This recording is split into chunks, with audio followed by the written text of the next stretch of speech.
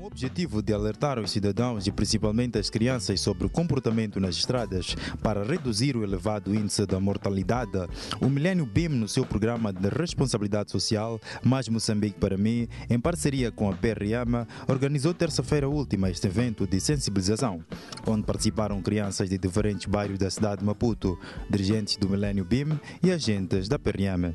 Durante o evento, foi apresentado um vídeo que fala sobre o comportamento nas estradas. No semáforo de atravessar sempre com o sinal dos peões a indicar a luz verde. Crianças menores. Algumas crianças que participaram no evento disseram que aprenderam muito sobre o comportamento nas estradas. Nós assistimos filme e que no filme aprendemos que para atravessar primeiro devemos olhar para o lado direito, depois para a esquerda, para não passar nenhum carro é que nós podemos passar. Ou se tem semáforo, primeiro devemos esperar que o semáforo vá até o vermelho para os carros pararem e para ali onde tem o desenho de uma pessoa esteja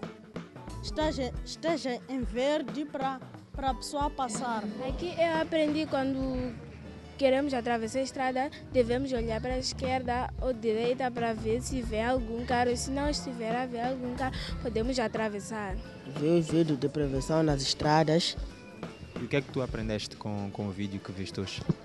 Aprendi que devemos respeitar os sinais de trânsito, passar nas passageiras, olhar para os lados se algum carro está a vir ou não. Por seu turno, Sheila Chimana afirmou que este projeto insere-se na educação infanto-juvenil levada a cabo por esta instituição bancária. Bom, este projeto é um projeto que faz parte do conjunto de projetos do Programa de Responsabilidade Social do Millennium BIM, Mais Moçambique para mim, que tem o objetivo de atuação na área de educação e desporto infanto-juvenil.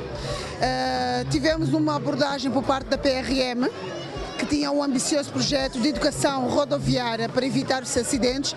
Nós achamos a ideia muito interessante, tendo em conta os vários índices de acidentes, grandes números de mortes que se verificam na estrada derivado a maus comportamentos na via pública, e decidimos abraçar o projeto da PRM e apoiar na divulgação e disseminação dessa mesma informação por todos os estudantes, por todas as escolas e por todas as famílias. Sheila Chimana aproveitou a oportunidade para deixar ficar uma mensagem para todas as crianças. As crianças ouçam os pais, sigam as regras, a educação parte de casa, ouçam tudo isto que foi a nossa mensagem, olhar para a esquerda, olhar para a direita, verificar se o sinal está vermelho.